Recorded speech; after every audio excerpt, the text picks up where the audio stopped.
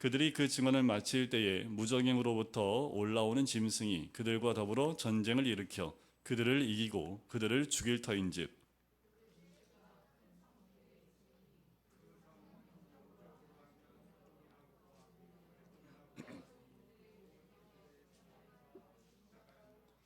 백성들과 족속과 방언과 나라 중에서 사람들이 그 시체를 사흘 반 동안을 보며 무덤에 장사하지 못하게 하리로다.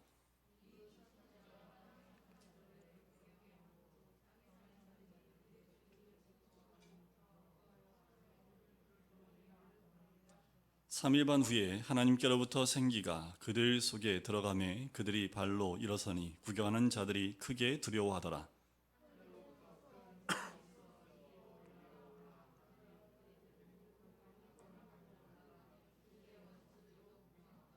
그때 큰 지진이 나서 성 10분의 1이 무너지고 지진에 죽은 사람이 7천이라. 그 남은 자들이 두려워하여 영광을 하늘의 하나님께 돌리더라. 같이 읽겠습니다. 둘째 화는 지나갔으나 보라 셋째 화가 속히 이르는도다. 아멘. 순교는 믿음 때문에 또 복음 때문에 목숨을 잃는 것을 순교라고 하지요. 다시 이렇게도 말씀드릴 수 있습니다. 죽기까지 증거하는 것, 그것을 또 순교라고도 할 수 있겠지요. 우리 두 증인의 모습을 저번 주부터 나누고 있습니다. 1260일 동안 열심히 주님을 증거했지요. 그런데 증인이 그 증언을 마칠 때 무정예로부터 올라온 짐승이 전쟁을 일으키지요. 그리고 그들을 죽이리라 라고 합니다. 하지만 중요한 것은 온 세상에 복음이 전파되기까지는 두 증인은 결코 죽지 않습니다. 여기서 죽는다라는 것은 우리의 호흡이 끊어진다라는 의미도 있을 수 있지만 여기서 죽는다라는 것은 사명을 다했다라는 그 뜻이에요. 우리는 사명을 다하기까지 우리의 생명도 하나님이 붙잡아 주시는 줄 믿습니다. 사탄은 절대로 두 증인의 사역을 막지 못해요. 하나님도 두 증인, 곧 참교회가 증거를 마칠 때까지 능력을 주시지요. 엘리야의 능력, 모세의 능력으로 교회를 보호하십니다. 다만 두 증인이 그 사명이 끝나는 그때에 가장 악한 세력을 통해서 교회들을 순교에 넘겨주시겠다라는 것이 오늘 본문의 말씀입니다. 예전에 그 신용카드 회사에서 했던 광고 카피가 되게 유명한 게 있습니다. 동훈이는 모를 것 같아요. 동훈이가 태어나기 전에 나왔었을 법한 그 카피인데 뭐냐면 열심히 일한 당신?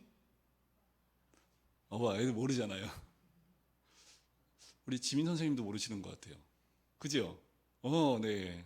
죄송해요. 목사님이 너무 옛날 광고인데 이 굉장히 유명했어요. 열심히 일한 당신 떠나라 라는 카피로 열심히 일한 분들에게 여름에 또 휴가를 마음껏 즐기고 또 쉼을 가지라 라는 그 의미로 이런 문구가 굉장히 유행을 했습니다. 어쩌면 오늘 본문에 나오는 두 증인, 11장에 나오는 그 두 증인에게 이 말이 적용되면 참 어울리지 않을까라는 생각을 해봤습니다.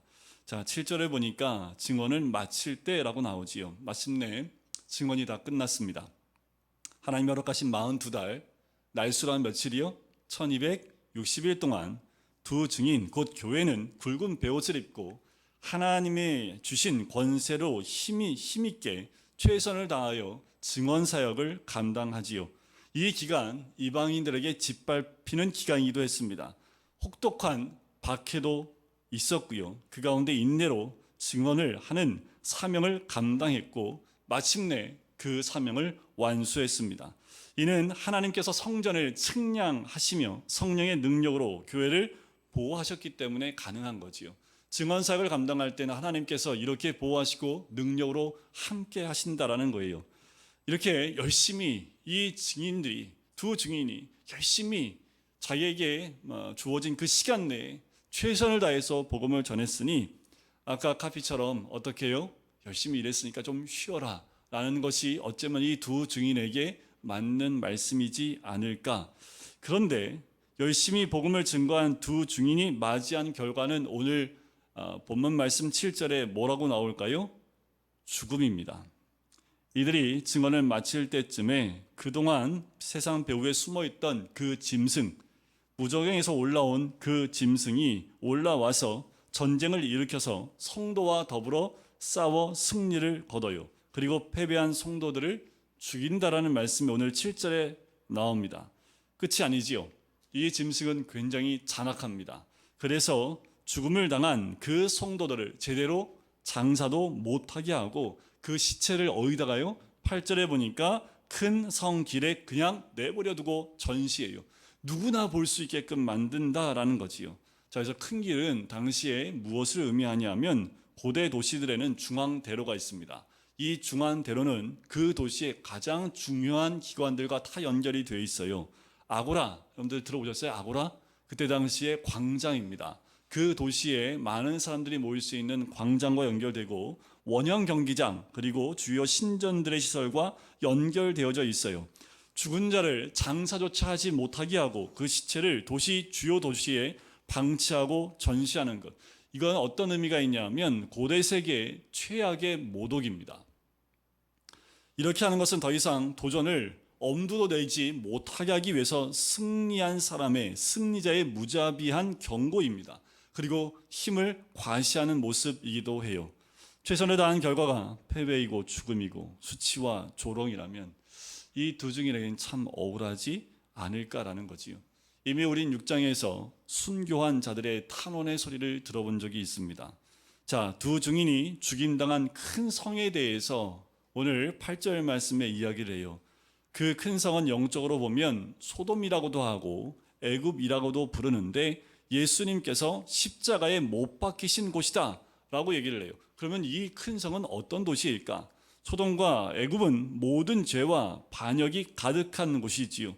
극도의 죄악과 타락 속에 하나님을 거부한 성이었을 뿐만 아니라 하나님 백성을 속박하고 학살했던 도시였던 두 도시입니다. 다시 말해서 이런 박해가 일어나는 이 큰 성의 특징을 두 가지로 설명하는 거예요. 하나는 소돔처럼 음란이 지배하는 곳이고 다른 하나는 애굽처럼 우상이 가득한 곳. 소돔처럼 음란하고 애굽처럼 우상 숭배가 심한 곳. 과연 그 시대 이 요한계시록이 쓰여진 그때에 이 두 가지의 조건이 합당한 도시가 어디였을까요? 이 요한계시록에는 대놓고 얘기하지 않지만 있는 사람들은 다 로마를 떠올렸을 겁니다. 성경은 로마라는 표현을 직접 쓰지 않아요. 그리고 무적행에서 올라온 짐승이라고도 하고 소돔이나 애굽이라는 표현으로 교회를 대적하는 세력의 정체를 깨닫게 하고 있는 거지요. 바로 주님이 십자가에 못 박히신 곳이 여기라고 말씀을 하고 있는 거예요. 그것은 음란하고 악한 세상이 주님을 십자가에 못 박아 죽였듯이 로마도 우리 성도들을 기독교인들에 대해서 그렇게 할 것이다 라는 것을 암암리에 보여주고 있는 거지요. 여러분들 예수님 십자가에 못 박힌 곳이 어디예요?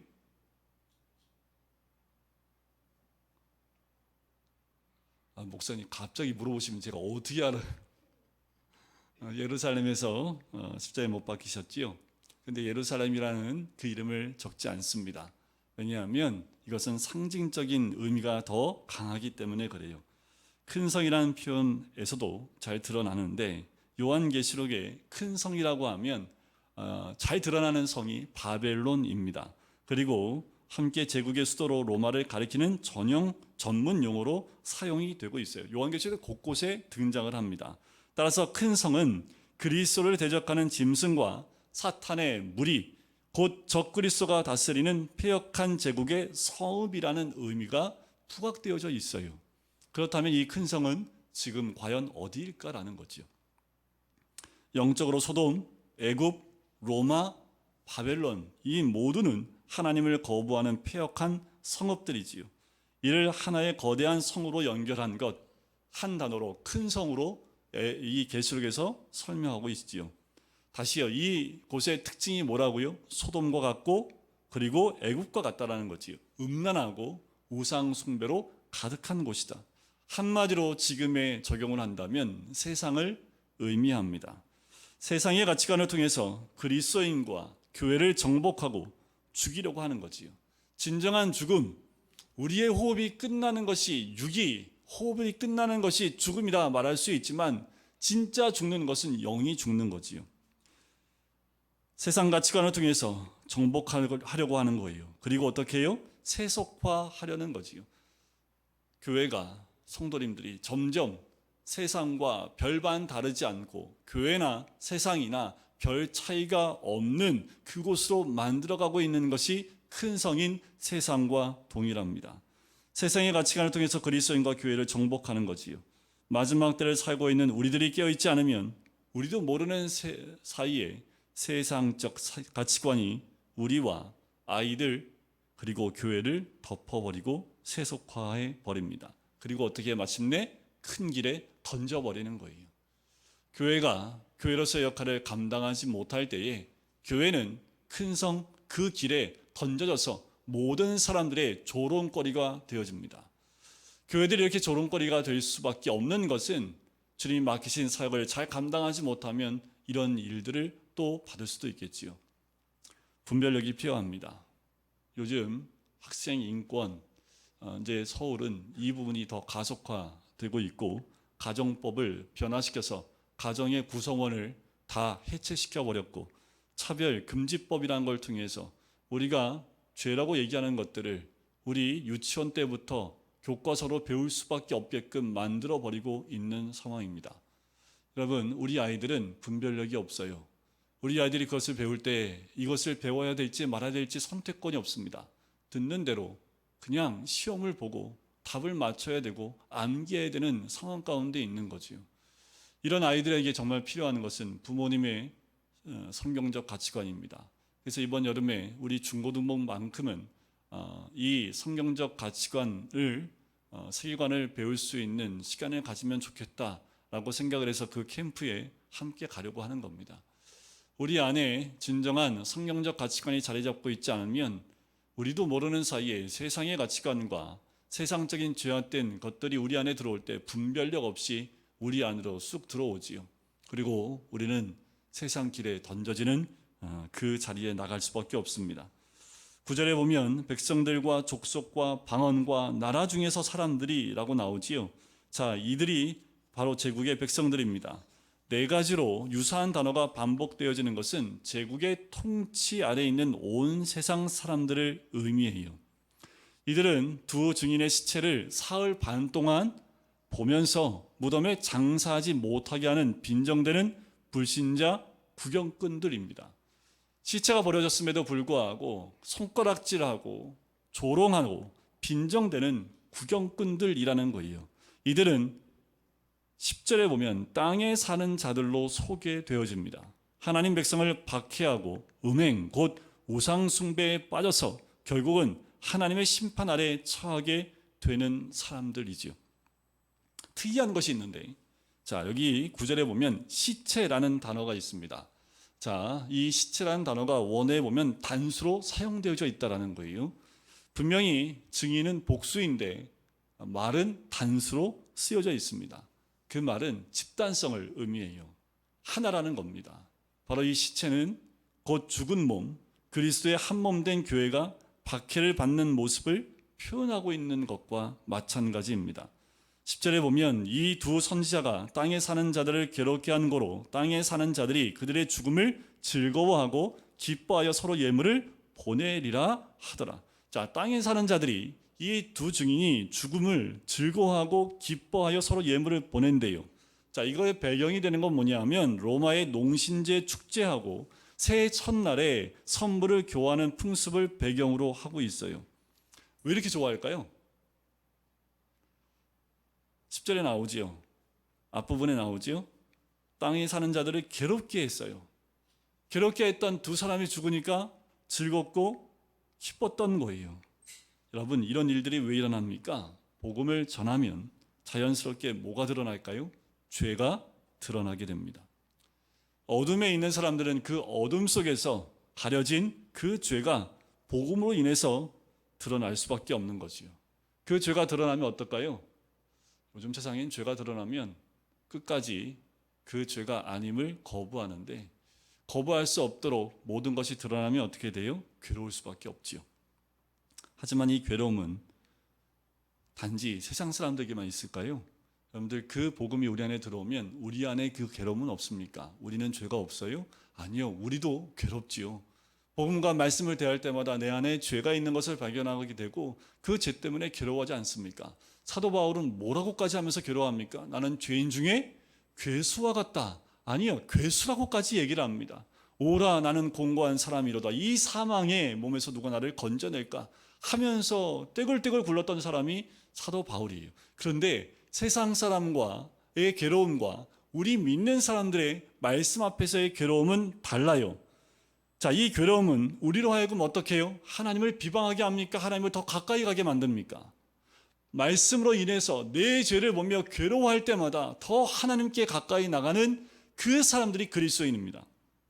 하지만 땅에 사는 사람들은요, 괴롭기만 합니다. 하나님을 향하여 비방하고 거부하고 원망하고 하는 모습이 땅에 사는 사람들이지요. 빛이 비추면 어둠은 사라져야 되는데 어둠이 빛을 거부한다라는 거예요. 여러분들, 빛은 거부할 수 없습니다. 빛은 받아들이셔야 됩니다. 그 빛이 들어올 때 어둠을 드러내서 어둠이 사라져야 되는 것, 그런 사람들이 바로 하나님을 믿는 믿음의 사람의 모습이지요. 11절에 보면 3일 반 후에 하나님께로부터 생기가 그들 속에 들어가요. 자, 이들이 한참 즐거워하고 있는데 3일 반 후에 하나님께로부터 생기가 들어갑니다. 이 생기는 뭘까요? 바로 창세기 2장에 나오는 아담의 코에 들어갔던 그 생기이지요. 살려주는 영입니다. 곧 성령을 의미하지요. 두 증인 속에 들어가니 이들이 살아나요. 3일 반은 예수님이 무덤에 머물렀던 기간을 연상시키지요. 예수님께서 사흘 동안, 사흘 후에 부활하신 것처럼 증인도, 이 두 증인도 하나님의 영이 들어가서 부활하는 모습을 봐요. 이는 두 증인의 부활이 예수님의 부활을 본받아서 그 부활에 참여하는 것임을 암시해 줍니다. 하지만 이 부활과 예수님의 부활에는 약간의 차이가 있지요. 자, 예수님은 며칠 만에 부활하셨어요? 사흘 만에. 근데 이 두 증인은요, 사흘 반 만에. 약간의 차이가 있지요. 자, 이 기법은 뭐냐 하면 사흘 반이라는 그 말을 통해서 예수 그리스도의 부활과도 연결시키지만 더 나아가서 계시록에서 말하는 3년 반, 그것과 대응을 이루기 위한 장치이기도 해요. 요한계시록의 3년 반은 짐승이 성도를 박해하는, 그러나 여전히 하나님의 주권 아래 있는 제한된 기간을 의미하지요. 자, 또 다른 차이가 있습니다. 예수님이 부활하시고 난 다음에 예수님은 누구한테 나타나셨을까요? 제일 먼저, 예수님이 부활하시고 난 다음에 제일 먼저 나타나신 곳이 어디예요? 바로한테 나타나셨나요? 제자들에게 나타나셨지요. 자, 그런데 오늘 두 증인은 부활하자마자 누구에게 나타났습니까? 바로 땅에 사는 대적자들, 핍박하고 조롱한 그들에게 보였다라는 거지요. 두 증인은 비록 세상에서 짐승과 대적자들에게 정죄의 심판을 받았지만 하나님의 부활의 능력으로 세상의 심판을 뒤엎지요. 그리고 두 증인의 공적으로 신원하신 것을 보게 됩니다. 두 증인이 부활하여 두 발로 일어서자 이 죽음을 조롱하고 빈정댔던 구경꾼들이 어땠을까요?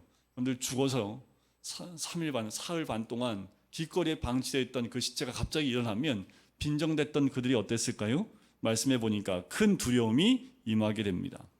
계시록에서 두려움이라는 것은 주로 바벨론의 멸망에 대한 두려움으로 나타나요. 근데 여기서의 두려움은 사망에 이르는 것이 아닌 회개와 생명으로 나아가게 하는 두려움입니다. 12절에 보면 하늘로부터 큰 음성이 있지요. 이리로 올라오라. 두 증인이 이를 듣고 뭘 타고 하늘로 올라가요? 구름을 타고 하늘로 올라갑니다. 이걸 다 누가 봐요? 조롱하던 구경꾼들은 두려운 가운데 이 모습을 보게 돼요. 자, 여기서 주의할 점은 뭐냐면 구름을 타고 올라간다는 그 말의 원문을 보면 구름 가운데로 올라갔다라는 그 의미입니다. 자, 이는 장차 예수님이 재림하실 때에 휴거되어 주님을 만나러 가는 그 장면을 우리에게 보여주고 연상시키기도 하지요. 성경에서 구름은 한 가지로 설명합니다. 바로 하나님의 영광입니다. 하나님의 영광의 임재이지요. 이는 두 증인 곧 교회가 그리스도의 죽음과 부활에 이어 승천의 과정도 역시 예수 그리스도의 발자취를 따라감을 나타내요. 우리 교회가 가는 그 발자취가 바로 예수님이 걸어가신 발자취를 따라간다라는 거예요. 증인 공동체인 교회는 그리스도가 겪었던 고난, 죽음, 부활, 승천의 영광을 따라가는 공동체입니다. 우리는 과연 어느 길로 어디까지 따라가고 있습니까? 13절에 보니까 그때에 큰 지진이 일어나요. 그래서 성 10분의 1이 무너지고 지진에 7,000명이 죽습니다. 두 증인을 빈정대고 조롱했던 땅에 사는 자들은 큰 두려움에 휩싸여서 하늘의 하나님께 영광을 돌리지요. 큰 지진은 심판의 징조로 계시록에 자주 등장하는 그 재앙입니다. 그 결과 10분의 1, 성의 10분의 1이 무너지고 7,000명이 죽어요. 성의 10분의 1이 무너진다는 것은 하나님의 온전한 심판이 아니라 부분적으로 그 재앙이 심판되었음을 이야기합니다. 또 죽은 사람이 몇천 명이요? 7,000명이에요. 여러분들 7,000명 구역의 말씀에 보면 열왕기상에 이 7,000명이 등장을 합니다. 로마서에도 나오지만 아합 왕이 통치할 때 하나님을 떠나 수많은 사람들이 바알에 무릎을 꿇는데 하나님을 섬겼던 그 선지자들 가운데 7,000명을 하나님이 남겨두었다라는 말씀이 있어요. 반면 여기서는 우상을 숭배하는 하나님을 대적하는 7,000명이 죽지요. 이렇게 제한된 심판이 임하는 것은 하나님의 진노 중에서 여전히 하나님이 구원하고자 하는, 회개하여 돌아오게 하기를 원하는 마음이 있기 때문에 그래요. 두 증인의 부활과 승천으로 눈으로 보이는 승리를 말씀하고 있지만 10분의 1만이 심판받는 처벌은 사람들로 하여금 정신을 번쩍 들게 하지요. 여러분, 우리는 지진으로부터 자유롭습니까? 자유롭지 않다고 얘기하지요. 점점 지진대가 이 한국 쪽으로 올라오고 있다는 보고들이 계속 있어요. 지진이 일어나면 일본에서만 일어나는 것으로 우리가 치부하고 보면서 그냥 남의 일처럼 보고 있을지 모르겠습니다. 하지만 그 지진이 남의 일이 아니고 우리에게 닥쳤을 때 하나님은 우리를 깨우시기 위한 하나의 방법으로 이 지진을 사용하시는 거지요. 살아남은 사람들이 두려워하며 하나님께 영광을 돌려요. 그러면 이들은 회개한 걸까요? 분명한 회개인지는 본문에 나타나 있진 않습니다. 이들은 분명 다 봤어요.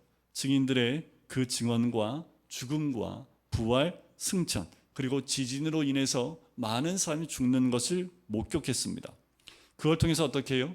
하나님이 계심을 목격을 한 거지요. 회개를 자극하는 두려움을 경험합니다. 계시록에서 하늘의 하나님께 영광을 돌렸다는 것은 회개의 결과로 나타나는 행위임을 요한계시록에서는 알려주지만 본문에서 반응하는 사람들의 회개를 의미하는 것 같지는 않아요. 하지만 그 말씀들을 보면 두려움과 영광은 일부가 돌아와서 회개하는 것으로 보는 것이 적절할 것 같아요. 여러분, 이 말은 뭐냐 하면 아직 때가 온전히 이르기 전에 하나님은 더 많은 영혼들이 주께로 돌이키기 원해서 한 번에 그 큰 성을 다 무너뜨리지 아니하시고 큰 성에 남아있는 여전히 구원받아야 될 백성을 깨우시고 그들이 주께로 회개하고 돌아오기를 원하시는 거지요. 여러분, 교회 안에도 마찬가지예요. 교회 안에서도 회개하고 돌이키기를 원하는 하나님의 마음이 있습니다. 교회가 고난을 겪을 때 그 고난 가운데에서 하나님의 손길을 깨닫고 두려움으로 주께로 돌아오는 주님의 그 사랑의 손길이 있는 거지요. 14절에 보면 둘째 화는 지나갔으나 보라 셋째 화가 속히 이르는도다. 이제 일곱 번째 나팔 남겨져 있음을 이야기합니다. 우리가 삼아야 할 것은 증인의 삶을 사는 겁니다. 그리고 주님 앞에 가는 거지요. 이처럼 증인으로 살려면 우리가 고난도 두려워하지 않는 믿음이 있어야 합니다. 여러분은 이 공산주의가 들끓었던 그 시대에 빌리 그레엄 목사님이 한 통의 편지를 받은 편지를 공개합니다. 이 편지를 저도 읽어보고 참 대단하다는 생각이 들었어요. 이 편지는요, 공산주의에 매료된 한 청년이 자기의 여인에게 이제 자신은 공산주의 운동에 헌신하기 위해서 헤어져야겠다라는 그 헤어짐의 편지를 썼는데 편지 내용이 이렇습니다. 우리 공산주의자들은 사망률이 높다. 총에 맞고 교수형을 당하고 조롱당하고 직업을 잃는다. 우리 중 상당한 퍼센트는 이미 죽었고 감옥에 갇혀 있다. 우리는 대부분 가난하게 살고 있다. 우리는 좋은 집, 좋은 자동차를 가질 여유도 없다. 그러면서도 우리는 우리의 모든 시간, 모든 재산, 모든 재능을 아낌없이 당을 위해 바친다. 사람들은 우리를 가리켜 광신자라고 부른다. 그렇다. 우리는 광신자이다. 우리의 삶은 오직 하나의 목적, 세계 공산화를 위한 삶이다. 내가 죽도록 갈망하는 것이 있는데 그것은 공산주의가 실현된 세상이다. 그것은 이제 내 삶이요, 내 사업이요, 내 종교요, 내 취미요, 내 연인이요, 내 아내요, 내 애인이요, 내 빵이요, 내 고기이다. 나는 낮에 그 일을 하고 밤에는 그것을 꿈꾼다. 나에게 이제 이 비전을 떠나서 어떤 다른 인생도, 우정도, 사랑도, 대화도 존재할 수 없다. 나는 이 이상을 위해 감옥에 갇힐 준비가 되어 있고 필요하다면 사형대에 갈 준비가 되어 있다. 빌리 그레이엄 목사님이 이 편지를 읽어주면서 당시에 세계 절반 이상을 공산주의가 차지했던 이유는 바로 이런 헌신자들 그리고 이런 공산주의의 증인이 있었기 때문이라고 얘기하면서 과연 우리가 믿는 하나님은 이 공산주의보다 못하냐라고 반문을 하십니다.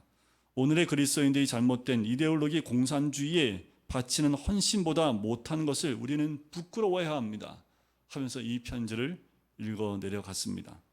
우리 자신을 공산주의와 비교하는 것 좀 마음이 아프지만 우리 자신이 정상인지 돌아볼 기준이 될 수 있기에 이 편지를 한번 읽어봤어요.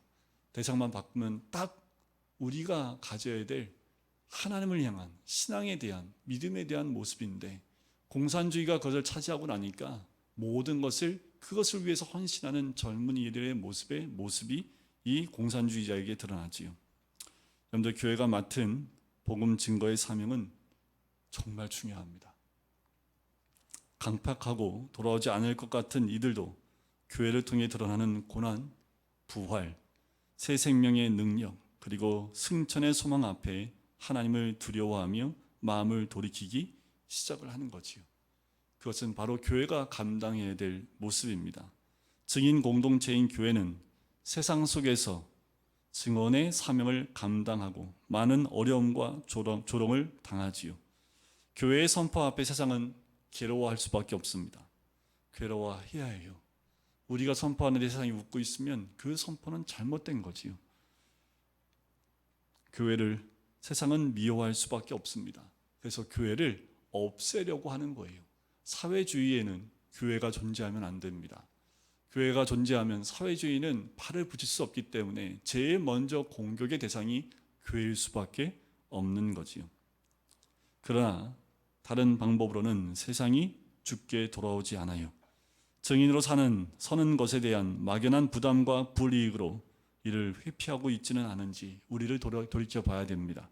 우리 교회 공동체는 증언의 사명을 잘 감당하고 있을까? 이 일에 죽도록 충성하면 주께서 반드시 새 생명으로 곧 살려주는 영의 능력으로 우리를 붙드실 것입니다. 지금 나는 주님 앞에 어떤 증인인지, 우리 공동체는 어떤 증인 공동체인지 우리 자신을 돌아보고 또 주님 앞에 다시 한번 우리의 정체성을 회복해 봐야 될 줄 믿습니다. 우리는 두 증인의 삶이 우리의 삶이 되어야 될 뿐만 아니라 그것이 곧 교회 공동체의 삶이어야 합니다. 때가 가까이 왔다고 얘기를 해요. 때가 가까이 올수록 이 사명을 감당하는 교회 많을까요? 그렇게 많지 않습니다. 하지만 한 교회라도 이 두 증인의 사역을 감당해 나갈 때 세상은 바뀌고 주님의 택한 백성들은 돌이키게 될 줄 믿습니다. 끝까지 신실한 증인으로서의 사명을 감당하는 우리들 그리고 금광교회가 되기를 주님의 이름으로 간절히 축원드립니다. 사랑의 주님, 주님의 오심을 기다리고 있는 우리 모두는 두 증인이며 참 교회의 모습으로 복음을 증언하는 그리스도를 증언하는 증언의 삶이 우리의 삶인 줄 믿습니다. 그 증언의 삶은 고난이 있고 죽음이 있고 또 부활이 있고 승천의 소망을 갖는 놀라운 은혜가 있는 줄 믿사오니 하나님 세상을 두려워하며 세상과 짝하는 삶이 아니라 우리가 진짜 두려워해야 될 것은 그 모든 것을 주관하고 계신 하나님을 경외하는 것인 줄 믿습니다. 우리가 날마다 깨어 주의 권능 앞에 나가며 주의 능력 앞에 나갈 수 있는 주의 백성들 될 수 있도록 축복하여 주시옵소서. 감사드리며 예수 그리스도의 이름으로 기도드립니다. 아멘. 이제는 예수 그리스도의 은혜와 하나님 아버지의 사랑하심과 성령의 교통하심이 두 증인의 삶 가운데에 어떤 고난 가운데에도 부활과 승천의 믿음 가운데 나가기를 소원하는 우리 모든 성도님들 머리 위에, 가정 위에, 사업터 위에, 환우들 머리 위에 이제부터 영원까지 함께 하시기를 간절히 축원하옵나이다. 아멘.